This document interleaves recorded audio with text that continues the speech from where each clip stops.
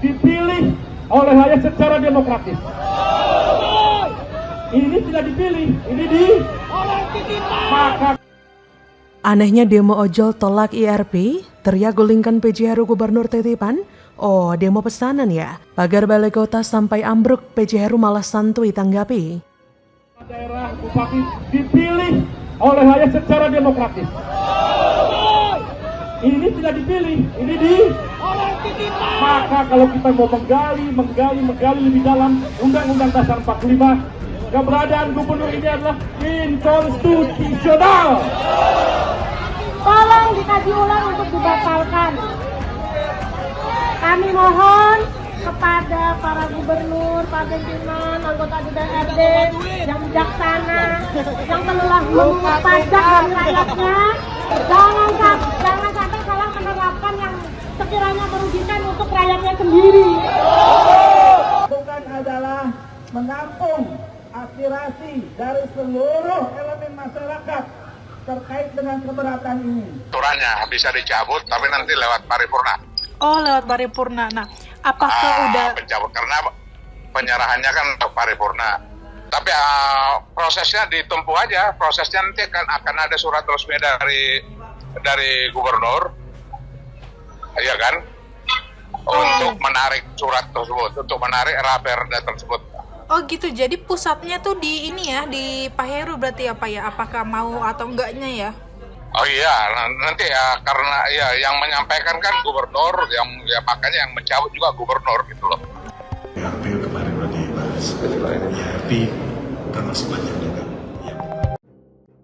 Penjabat Gubernur Jakarta, Heru Budi Hartono merespon demo pengemudi ojek online atau ojol yang menolak kebijakan sistem jalan berbayar atau Electronic Road Pricing (ERP). Diketahui, para pengemudi ojol telah 2 kali menggelar demo. Pertama, mereka melakukan aksi di depan gedung DPRD DKI Jakarta, Rabu 25 Januari 2023. Kedua, mereka melakukan aksi demo di Balai Kota Jakarta, Rabu 8 Februari 2023. PJ Heru mengatakan raperda terkait ERP masih dalam proses pembahasan oleh DPRD DKI Jakarta. Yang terpenting adalah semua aspirasi dari masyarakat tetap akan Heru perhatikan. Dia tidak cuma tersenyum kemudian lari sembunyi di balai kota. Dia akan menampung semua aspirasi masyarakat. Mantan Wali Kota Jakarta Utara itu menambahkan terkait pencabutan raperda IRP yang menyerahkan sepenuhnya kepada DPRD DKI Jakarta. Memang demo masa ojol di depan Balai Kota Jakarta yang menolak jalan berbayar atau IRP mulai memanas. Pantauan dari laman tribunjakarta.com, orator dari atas mobil komando mengajak masa ojol untuk merapatkan barisan dan merangsek masuk ke dalam Balai Kota Jakarta yang dijaga polisi dan Satpol PP. Bahkan anehnya dari video yang beredar luas, masa demo malah teriak-teriak orasi sambil menyebut PJ Heru adalah gubernur yang bukan dipilih secara demokrasi dan merupakan gubernur titipan.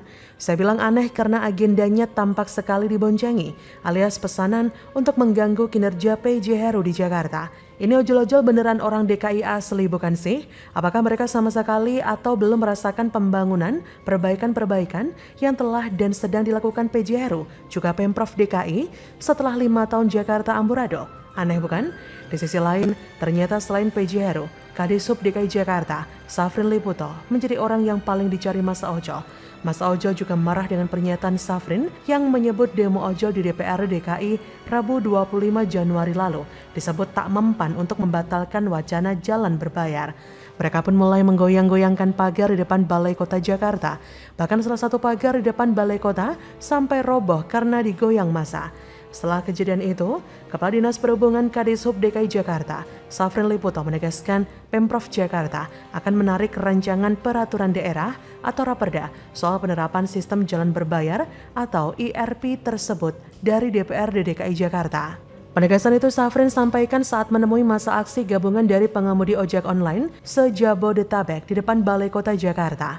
Ini bukti jika PJ Heru selalu mengedepankan aspirasi masyarakat dan dia tidak membuat kebijakan tanpa memikirkan kesejahteraan masyarakat. PJ Heru tidak pengecut dan ketakutan sampai-sampai harus lari ke luar negeri untuk menghindari masa demo, atau diam sambil senyum-senyum lalu kabur duluan. Kualitas kepemimpinan Heru bukan pemimpin kelas tempe dan krecek yang tak pernah punya nyali untuk mempertanggungjawabkan keputusannya. Sebagai seorang birokrat, ia mempunyai integritas dan tanggung jawab. Sebagai informasi, Kepala Dinas Perhubungan DKI Safrin Liputo sempat berjanji bakal menarik Raperda tentang pengendalian laju lintas secara elektronik yang tengah dibahas di DPRD DKI. Janji itu disampaikan Safrin di hadapan ribuan massa pengemudi ojol yang menggelar aksi demo di depan Balai Kota. Safrin yang naik di atas mobil komando akhirnya berjanji untuk tak melanjutkan pembahasan IRP dengan DPRD Jakarta. Bagaimana menurut Anda?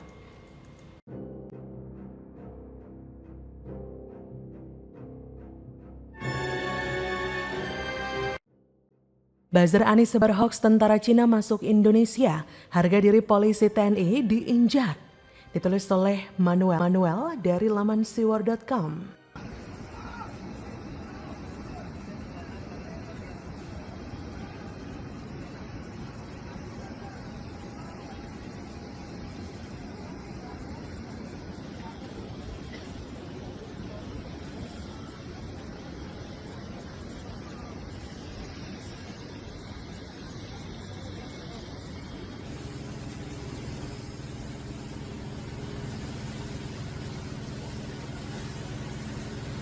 Mereka menyerang lawan-lawan politik Anies dengan keras. Mereka nggak segan mempermainkan hoax dan pelintiran informasi. Tapi mereka lihai main kata-kata untuk tampil suci tanpa celah. Dan tahu tidak ya, saking paniknya Anies Baswedan mendapatkan julukan Bapak Politik Identitas, maka akun-akun buzzer Balai Kota pun ya, ini semakin masif dikerahkan coba. Luar biasa memang. Pendukung Anies masih bebas-bebas saja berkeliaran di bumi pertiwi Indonesia Raya yang kita cintai ini, meski mereka sudah membuat hoax-hoax yang berbahaya dan berpotensi merusak tenun kebangsaan. Mereka yang biadab ini terkesan kebal hukum. Baru-baru ini beredar viral video anggota Brimob dari Polri yang ada di bandara berkumpul untuk melakukan aktivitas negara, di mana mereka mungkin akan diterbangkan ke tempat-tempat yang ditugaskan. Tapi pendukung Anies malah bilang itu adalah tentara Cina. Geblek bukan? Pendukung Anies ini mengatakan dengan jelas bahwa tentara Cina sudah masuk bandara, bahkan minta atensi dari Menteri Pertahanan. Wah, jahat banget narasinya. Banyak pendukung Anies yang percaya dan memanas-manasi suasana di Twitter. Bahkan, Twitter sendiri pun tidak men-take down berita itu. Saya kira hoax semacam ini sudah begitu berbahaya ya, apalagi kita melihat bahwa Indonesia adalah negara yang begitu beragam. Menyulut api pertengkaran dan rasisme sangatlah mudah. Beberapa netizen pun sudah begitu panas dan mengatakan bahwa itu adalah hoax. Yang ada di video tersebut adalah anggota Brimob, bukan tentara Cina. Inilah wajah para pendukung Anies yang begitu bengis, biadab, dan brutal dalam membawa isu rasisme.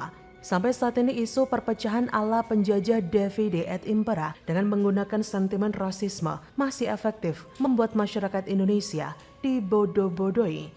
Masih muda digoblokin karena memenangkan Anies dengan cara lain rasanya mustahil, harus pakai ras.